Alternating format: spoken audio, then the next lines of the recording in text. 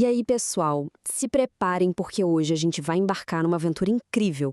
Vamos conhecer a história de um verdadeiro herói da fé que mudou o mundo usando a força da verdade e, claro, muito amor. Pois é, parece até coisa de filme de super-herói, mas a história de hoje é 100% real. Tudo começa com um cara super inteligente que manjava tudo de leis e justiça, mas que de repente recebeu um chamado para uma missão muito, mas muito maior. Ok, vamos mergulhar nessa história. Antes de ser um grande santo, o nosso herói tinha uma vida, digamos assim, bem diferente. Ele era um crânio, um professor super famoso, muito inteligente, que todo mundo admirava. Ele entendia de leis como ninguém, e essa habilidade, acreditem, ia se tornar a sua maior arma no futuro. Só que ele ainda não fazia ideia disso. E é aqui que a aventura começa para valer. Em 1580, veio uma surpresa daquelas. O rei e o papa escolheram ele para ser o novo arcebispo, o chefão da igreja, lá em Lima, no Peru. Mas, peraí, ele não era padre, nem nada. Ele era leigo. Isso era uma coisa muito, muito rara de acontecer. Então, numa correria só, Turíbio passou por todas as etapas e foi ordenado padre e depois bispo para poder partir para sua nova missão. Agora, nosso herói tinha que cruzar o oceano e viajar para uma terra muito, muito distante. Para a época, era como ir para o fim do mundo mesmo. Uma terra cheia de desafios e perigos.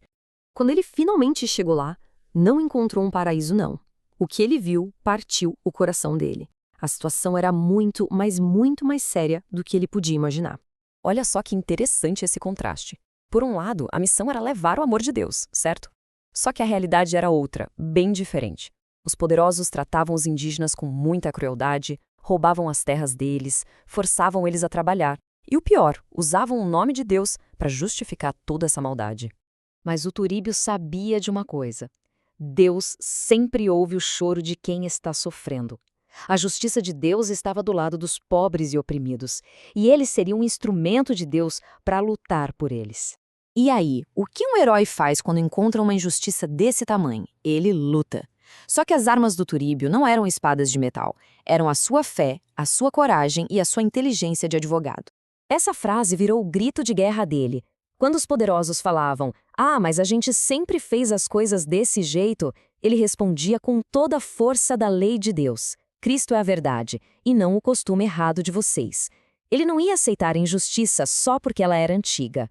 E esse foi o plano de batalha genial que ele montou. Ele atacou em várias frentes. Primeiro, para se conectar de verdade com o povo, ele foi lá e aprendeu a língua deles. Depois, para ensinar a fé de um jeito que todo mundo entendesse, ele publicou o primeiríssimo catecismo nessas línguas. E ele não ficou no conforto da cidade grande, não. Ele viajou por lugares super perigosos para encontrar cada pessoa. E, com o seu próprio exemplo, ele mostrou aos outros padres como ser um pastor de verdade. Isso tudo mostra que a missão dele não era uma aventura solitária. Era a missão de toda a igreja. Como diz o catecismo, a igreja existe para ser missionária, para levar a boa notícia para todos os cantos do mundo. Tá, mas todo esse esforço deu resultado? Nossa, e como deu! Vamos ver agora o impacto gigantesco da missão do nosso herói, que ficou conhecido como o Apóstolo do Peru.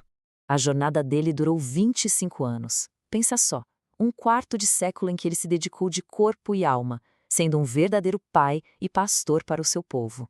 E não foi um trabalho de escritório, viu? Desses 25 anos, ele passou 10 anos viajando, a pé ou a cavalo, por montanhas e selvas, só para conseguir alcançar as pessoas que moravam mais longe e que tinham sido esquecidas. E o resultado de toda essa dedicação, ele crismou mais de 500 mil de pessoas. É gente pra caramba!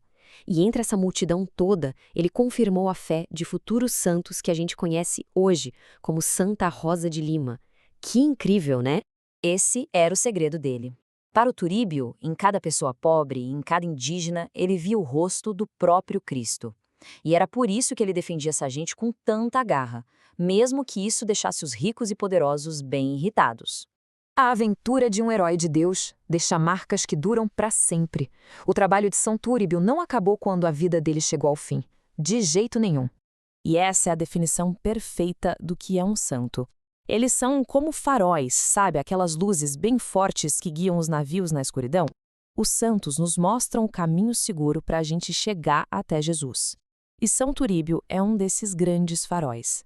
Olha só o placar final dessa vitória. Ele se tornou oficialmente um santo.